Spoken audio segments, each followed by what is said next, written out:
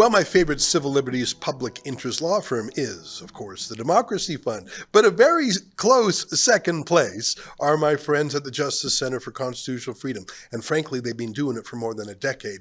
They really wrote the book. Joining us now to talk to us about two of the most interesting cases that they've recently taken is our friend John Carpay, the boss of the Justice Centre. John, great to see you again. Glad to be with you and with your viewers and listeners. Well, you're doing such interesting work. I want to talk to you about two cases. The first is Frances Widdowson, who is the professor who was illegally drummed out of her position at Mount Royal University in Calgary for being a skeptic of the wild claim that, amongst others, that there are 215 dead children buried outside a former residential school in Kamloops, BC. No such thing has been proven, and she keeps raising inconvenient questions. She recently went to the University of Victoria to challenge the unchallengeable, to become what the left is calling a denier. Let me just show you a little bit of footage about that shocking day, because it's very relevant to what we're going to talk about. Here, take a look. This is Victoria a few days ago. I will not leave on my own. Yeah, I'm just making sure that. So right now you are arrested. Okay, so you're going to arrest me and you're going to take me into the downtown? Off the property. Off the property? And then we'll go from there. Okay. Back off as well, all of you over there. Fucking Nazis are coming! Where do you see her?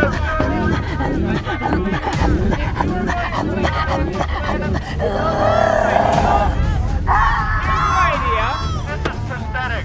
I can't even believe you can What are your words for the public watching? This is what we've come to at academic institutions these days.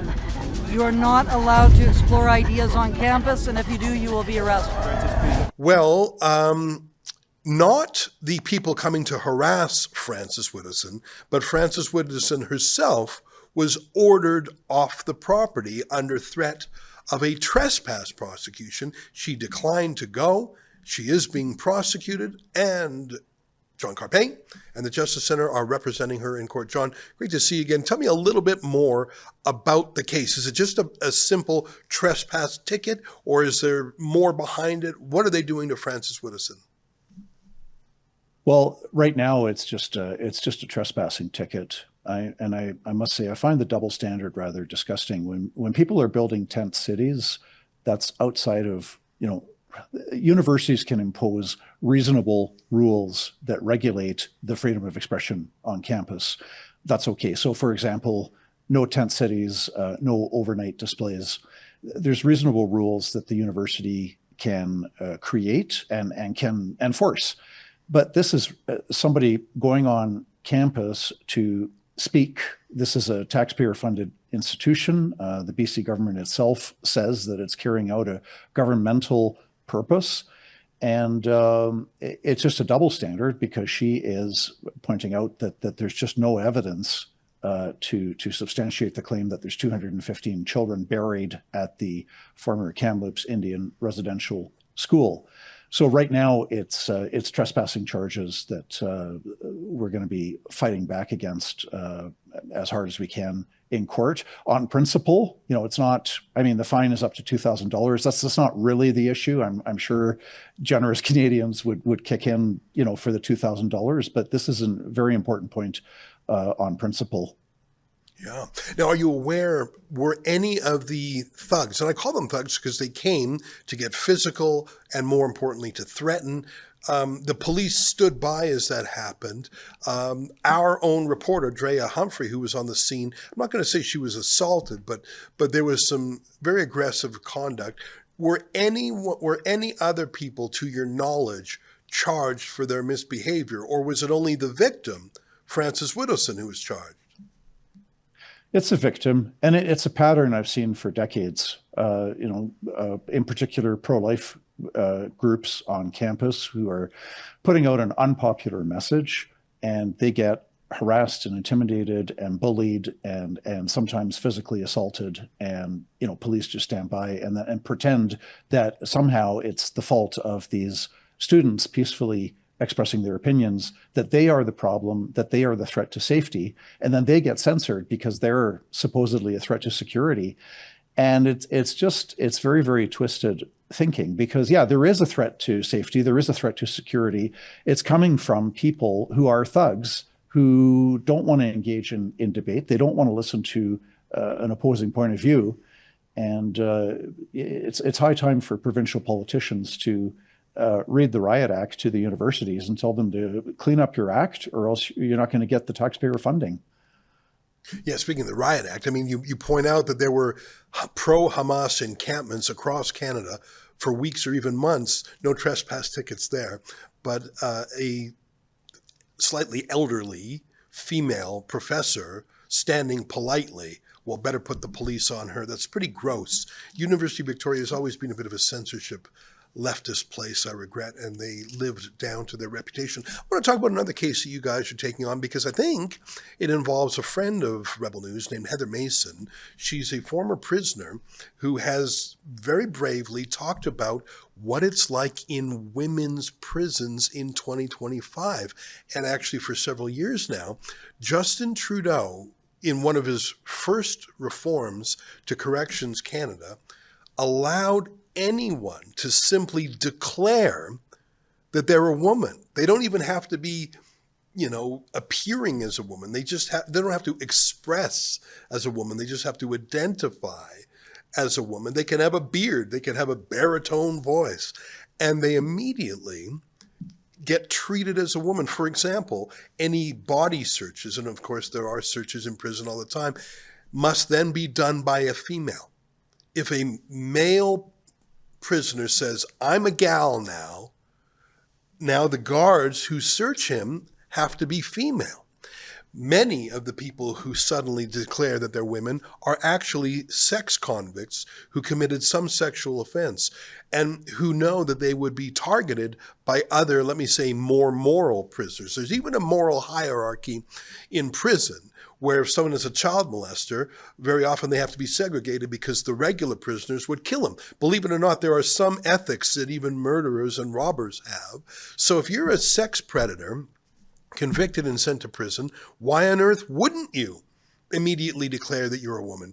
You get out of the more dangerous men's prison, you get to go to a women's prison. And if you happen to be a sexual pervert yourself, well, what a delight to be engaging with your victims who are forced to deal with you. Imagine being a female prison guard being forced to deal with a man in an intimate way, such as a search. And one thing I learned from Heather Mason, before I'm going to come into you, John, in a second, I'm just telling you the stories I know, is that in at least one prison in Canada, female prisoners who are new mothers can keep their children with them until I think they're age 4 or something. So you have prisons that are more like a kind of a dorm, where moms and their babies are in prison together, which sort of makes sense. Imagine a man being allowed into a women's prison. Well, John, tell me a little bit about the case, because I have a press release from your organization here called Women's Rights Group Seeks Court Approval to Challenge Policy Allowing Biological Males in Women's Prisons. So tell me a little bit about that, because that's been going on now for pretty much a decade. But who cares, right? No one stands up for a female prisoner, and they're not allowed to stand up for themselves. Heather Mason also told me that if you speak out against this in prison, you get your rights taken away, you're punished. If you don't call these men ma'am, if you don't use their new names, if you don't say, if you misgender them, you'll be punished by the prison. So you're not even allowed to act in your own defense if you're a female in prison. What are you doing? Tell me what the JCCF plans to do. Well, it's not just whether or not you get punished, but it's also a fear of jeopardizing your chance for parole for early release. If you are deemed to be transphobic, that does not reflect well on you. So there's kind of a self-censorship component to it as well, where the female prisoners are not going to speak out. As you described, the policy was changed in 2017, and this was the bill that added gender identity and gender expression to the criminal code and to the Canadian Human Rights Code. And not long thereafter, the federal prisoners, to comply with Trudeau's legislation, it became instantaneous that if you were in male prison and you declare that you identify as a woman, that declaration by itself is enough to get you transferred. The way it used to be prior to 2017, there were transfers, but only serious men who were quite serious about their transition, who had the surgery, no longer had their male parts, they were allowed to transfer into women's prisons, and that did not pose a threat to other to the women in women's prisons, because these guys took their transgender surgery journey very, very, very seriously, and they were not a threat. But starting in 2017, so it's been going on for 8 years. And the federal government so far is not backing down. They could get rid of the court action simply by changing the policy, and they would succeed in having the court action declared moot, and it would be moot.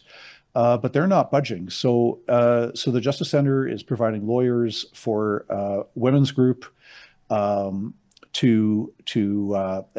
we've filed our papers, and what's coming up next in March is a hearing to confirm that it can be the women's group that moves forward, and that we will not be required to have individual female applicants, because it's a lot harder and it's a big privacy violation. Got it. And that group, again, Rebel News, we're familiar with them, Canadian Women's Sex-Based Rights, CAUSBAR, sort of hard to remember acronym. Well, I hope they're successful.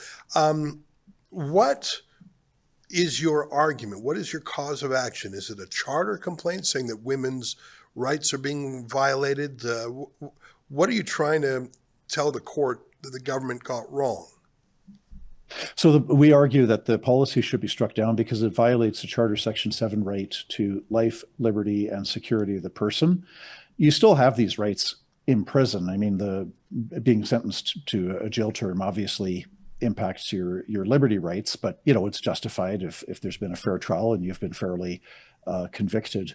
But you still have a right to life, liberty, and security of the person. In particular, the security of the person, you have that in prison. So women should not be subjected to what is going on, sexual harassment, kind of peeping Toms, men hanging around the change rooms and bathrooms and showers and so on. Cases of sexual assault. We're familiar with one instance where there was a support group of survivors of sexual abuse, childhood sexual abuse. So a women's survivor group, and this is pretty much 100% the perpetrator was male. They have to put up with a trans-identifying male to come into their support group for women recovering from childhood sexual abuse. They've got to have a guy sitting there pretending to be a woman.